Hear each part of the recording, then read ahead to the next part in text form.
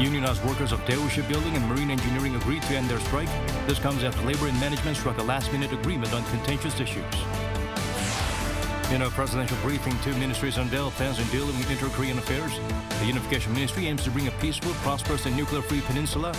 The military plans to resume live field training during joint drills with the U.S. The Japanese government claims Tokto is its territory in its latest defense white paper. The South Korean government demanded that Tokyo withdraw the claim immediately.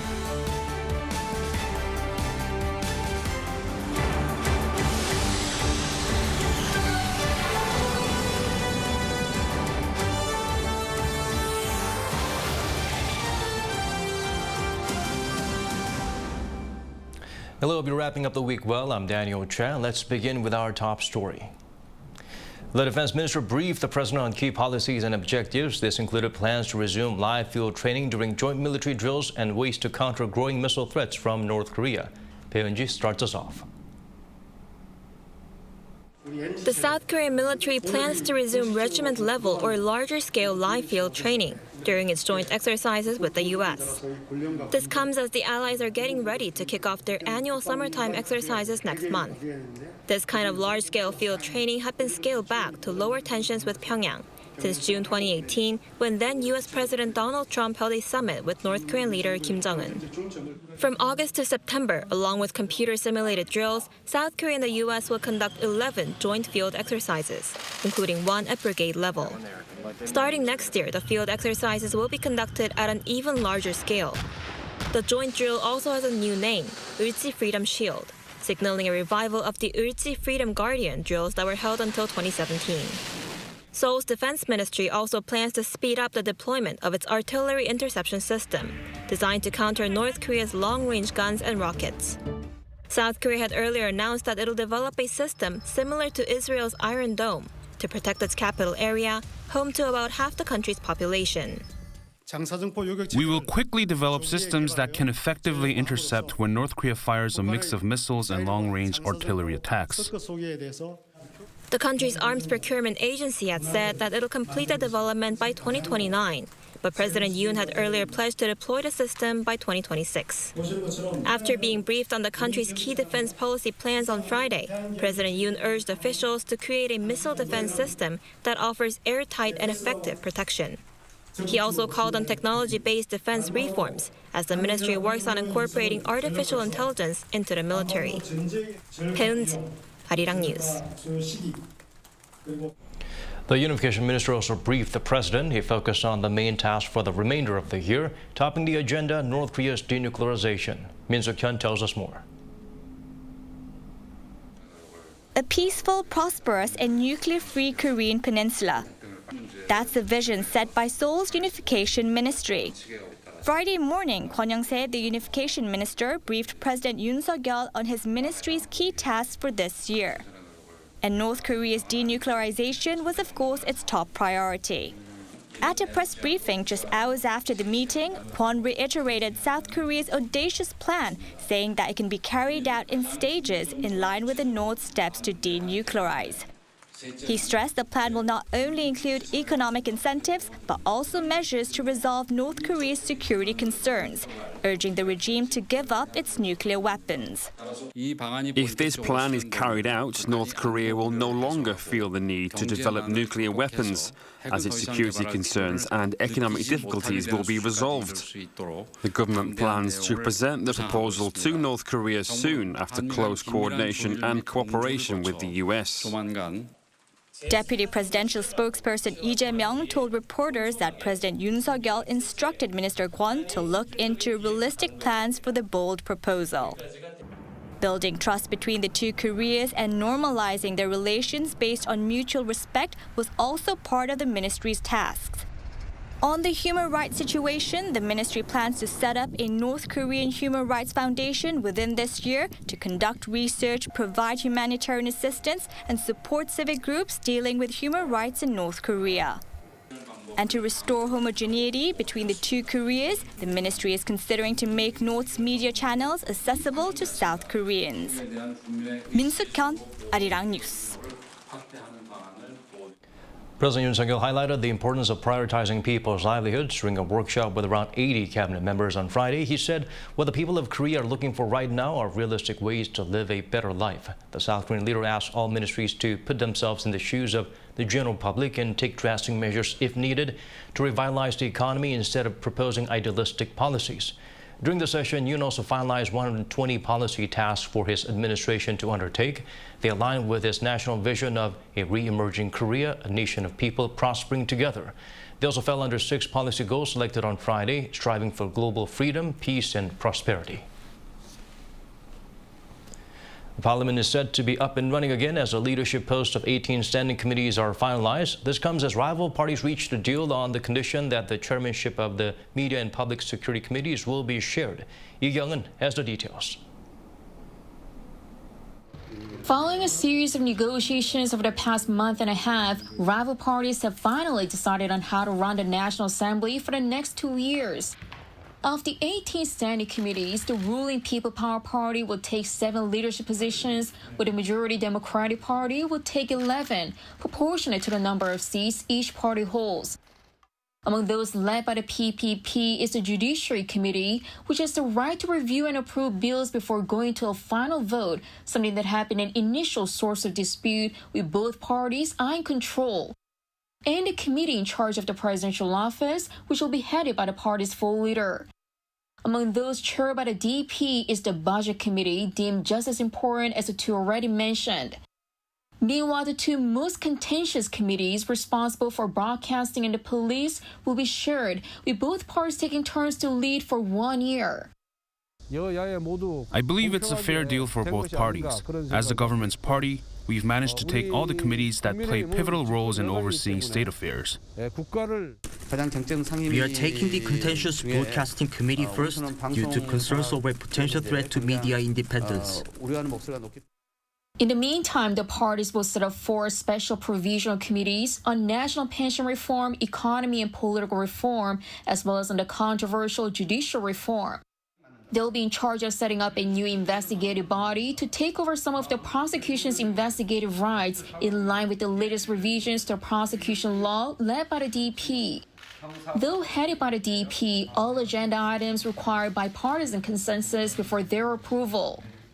The formation of standing committees has often caused delays to the opening of assembly sessions, in this case more than 50 days. As part of the political reforms, lawmakers will be seeking effective measures to prevent this from happening again in the future. Lee Kyung-eun, Arirang News. Subcontract workers' strike at Daewoo Shipbuilding and Marine Engineering has finally come to a close. One of the world's largest shipbuilders earlier estimated that it suffered more than $600 million in losses due to the demonstration. Han Sung-woo has the full story. Finally solved after 51 days. Some 450 kilometers southeast of Seoul at Jeju Island's Okpo shipyard on Friday, labor union representatives announced they had tentatively agreed with management to end the near 2-month-long strike that's been gripping the country. We weren't able to achieve our initial wage hike goal, but I think it's meaningful in that we've shown society the tough reality that subcontract workers face. A group of unionized workers from subcontractors of Daewoo Shipbuilding and Marine Engineering had been occupying an oil tanker under construction at the main dock. Around 150 workers had been on strike since the start of June, with 7 of them holding the oil tanker sit-in since June 22nd, demanding a wage hike and better working conditions. Among them, a man in poor health who had trapped himself in a makeshift cage in protest. Despite their victory, the South Korean government has warned the strikers do await legal repercussions. The government will respond to the strikers' illegal occupation in accordance with the law and principles. Friday's negotiations, however, did lead to a wage hike of 4.5%, payment of special allowances, and the unspecified partial employment of displaced workers. And at the last minute, too, considering Saturday's the start of a long 2-week holiday for the global shipbuilder, meaning the parties involved were under pressure to reach a deal before the weekend. But representatives say a damage suit against the strikers, which in particular prolonged the already drawn-out affair until Friday, hasn't been completely addressed yet, leaving room for further negotiations ahead. Han Sung-woo, Arirang News, Jeju Island. Samsung Electronics plans to expand its manufacturing presence in the U.S. over the next 2 decades by building 11 new chip plants. According to documents filed with Texas authorities, the South Korean tech giant has applied for tax cuts on a $167.6 billion investment plan for 9 new plants in Taylor and $24.5 billion for new facilities in Austin. This comes on top of 2 factories already in Austin and 1 that's currently in operation in Taylor. Samsung reportedly expects the move will help create 10,000 jobs.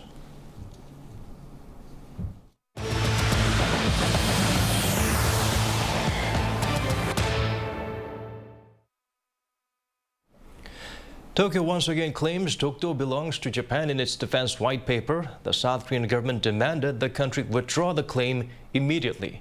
Kim Da-mi has the latest. South Korea has slammed Japan for repeating its false claim that Korea's easternmost island of Dokdo is a Japanese territory. The latest assertion came in Tokyo's new defense white paper issued on Friday.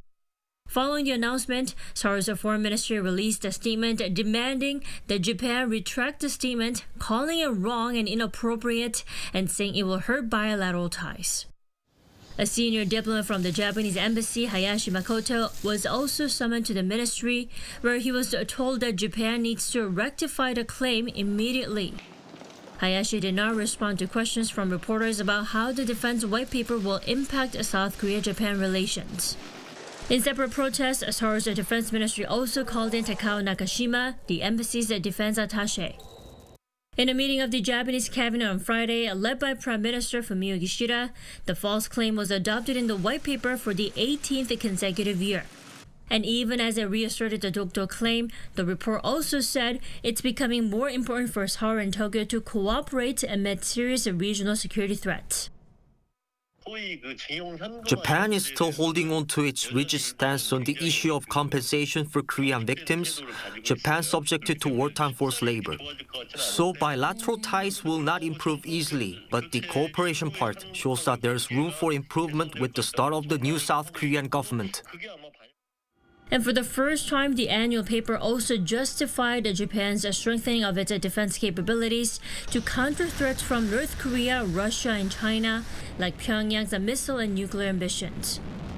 Japan reportedly pushed the release of the report to Friday, experts say, so it will not overlap with the South Korean foreign minister's visit to Tokyo earlier this week. Kim Da-mi, Arirang News. Nuclear regulators in Japan officially gave operators of the Fukushima Daiichi nuclear power plant a green light to discharge radioactive water into the sea. According to Kyodo News, the regulators approved TEPCO's plans to first dilute the radioactive water and then discharge it 1 kilometer off the Pacific coast. The release is planned for next spring. The decision stirred strong disapproval from neighboring countries like South Korea. Seoul's Minister for Government Policy Coordination assembled a meeting to find ways to respond. Like other parts of the world, South Korea is seeing COVID-19 figures picking up again. Friday's tally hovered near 70,000. 31 deaths were reported. It's the highest figure in nearly 2 months. Shin Yeon helps us look beyond the digits. Health authorities in South Korea are taking precautionary measures before there's another peak of the pandemic. That's because the country has been seeing COVID-19 figures double week on week.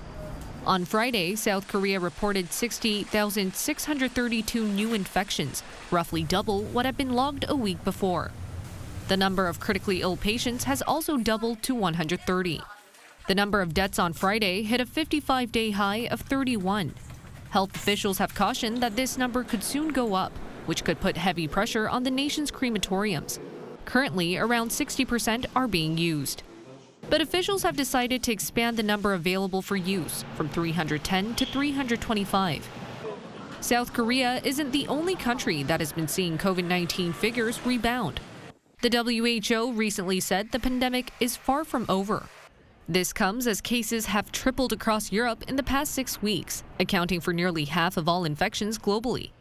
And in Japan, the capital city Tokyo has seen new daily cases pass 30,000 for the first time. Korean officials have called for further protection for Korean citizens living abroad. We've seen the monthly average of overseas Koreans infected with COVID-19 increase by 155% in the first half of this year compared to 2021. Our government has been helping some 66,000 overseas nationals return to Korea. We've also sent medical equipment like COVID-19 test kits to countries lacking them. Officials will continue doing so, especially as parts of the world are reporting cases of the variant BA.275. Also known as Centaurus, this is a substrain of Omicron thought to be much more contagious than BA.5. As of Friday, Korea has detected a total of 3 cases of this highly transmissible variant. 신예은, Arirang News. Many Koreans with office jobs choose to work remotely from the kinds of places they might take a holiday. One of the most popular workation destination is Jeju. Lee takes us to the southern resort island. 38-year-old Yoo Min-hyuk is staying on Jeju Island for a month to enjoy a peaceful time with his family in a small and quiet village. But he cannot put his job as an office worker aside. I'm here on workation for the first time as a reward for my accomplishments in the first half of this year. My colleagues who have been on workation said it was quite refreshing. Combining the words work and vacation, this new trend allows workers to take a break from their usual place of work, but not the work itself. And one of the most popular domestic workation spots these days is Jeju Island. According to a survey conducted by one of the biggest job searching websites, Jeju Island was selected as the most popular workation location for office workers, accounting for over 76% of responses. There are even co-working spaces here too. This is one of the open space offices designed for people who come Jeju for a so-called workation. People can enjoy beautiful natural scenery while doing their work in a quiet space. And demand for these spaces is seeing a dramatic rise. The space provides not only a quiet workspace, but also offers other conveniences for workers. One shared office space owner says she's seeing a high reservation rate these days. When I first opened this place 3 years ago, the idea of a workation was unfamiliar to many people. But since the outbreak of COVID-19, more and more people are visiting open working spaces on Jeju. Workers used to have to take time off to enjoy nature on Jeju, but now they can enjoy it after work. And this is becoming an opportunity for Jeju to boost tourism on the island. Jeju Tourism Organization is working to develop tourism in local counties by rolling out workation programs based on local accommodation, activities, and food. This is the one and only tour program that can be enjoyed only in Jeju's local villages, which will lead to local economic growth. She added the organization also plans to run its own open spaces for workers next month to meet rising needs, while cooperating further with private companies to encourage more workations to Jeju Island. Lee Dae-hyun, Arirang News, Jeju. Many foreigners these days say they're visiting South Korea for the food. Over time, K-dishes evolved from the traditional kimbap or tteokbokki. Chairman turns the spotlight to the related gastronomic trends.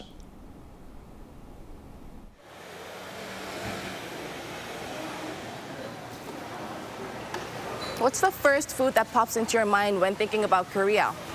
Tteokbokki or kimbap? Well, these are South Korea's most loved soul food, but you have to know that there is so much more to taste when you visit Korea. When searching for world-class restaurants, many food lovers consult guidebooks like the famous Michelin Guide. In South Korea, one of the most popular guidebooks is the Blue Ribbon Survey. Based on objective evaluations from both the general public and food critics, restaurants and cafes are given up to 3 ribbons. And the more ribbons, the better the restaurant. One of the other platforms Koreans often use is Mango Plate. It's a location-based restaurant discovery service for people in Korea, similar to Yelp in the US. Fusion Korean dishes are gaining popularity among those who wish to taste high-end Korean cuisine. This restaurant here is famous for its Hansik omakase course meal, which is the combination of Hansik, which means Korean food, and omakase, a Japanese dining style where the chef chooses the meal for you. The traditional omakase is based on sushi, but Mango Plate says Korea has begun to see many new types of omakase using ingredients ranging from Korean beef to gnocchi. For 2 hours, from the first course until the very end, people can comfortably enjoy food that goes well with alcohol. We change our menu every 3 months based on which ingredients are in season. The Korean pork dokgalbi burger is the restaurant's most popular dish. My favorite is the dokgalbi burger. The cheese and the bread coated with meat juice also gives a smooth texture. Besides these dishes, the meal also includes a protein dish, a seafood dish, rice, and a traditional Korean dessert. More and more people are visiting South Korea's most popular tourist destination, Jeju Island, and many of them are here for the food. From black pork barbecue to fresh seafood and citrus fruits, there's so much to enjoy. We recommend that foreigners visit Jeju Island. Jeju is a great place to visit during spring, summer, autumn, and winter. It would be great for people to enjoy food that's popular each season.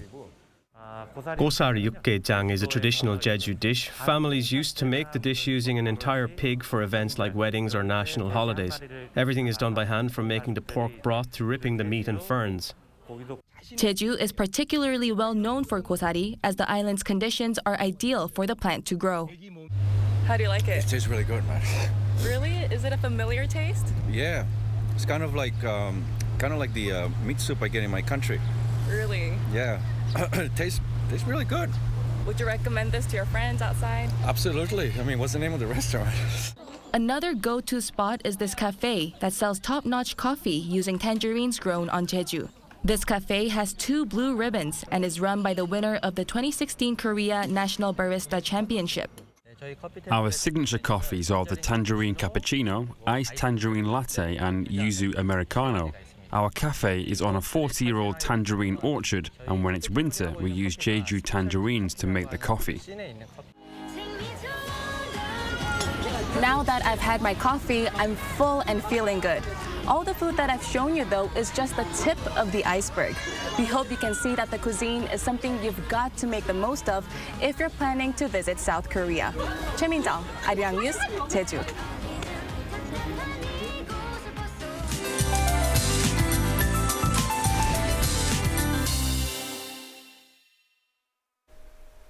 The nation will see final spells of monsoon rain this weekend. Rain will start from the west of the country tomorrow night and will spread nationwide by Sunday. With the help of the cold showers, daytime conditions across the capital region will be much breezier. Highs will hover around 28 degrees Celsius for this weekend. As for the amount of rain, Gyeongsang-Bukdo provinces will see 5 to 20 millimeters. Heavier showers are expected for the rest of the country, with about 10 to 50 millimeters in the forecast. While showers will mostly ease off for the south on Sunday afternoon, central regions will see rain lasting until the evening hours. Make sure to have your umbrellas handy for this weekend. Aside from Jeju Island, the entire nation will be under cloudy skies for the morning. Lows in Seoul will be kicking off at 23 degrees. Daily highs in Daejeon and Chuncheon will reach 29. Gyeongju and Busan will be reaching 28 degrees. Sweltering conditions are back in the forecast next week. The monsoon season is set to end next Wednesday. That's all for now, and here are the weather conditions around the world.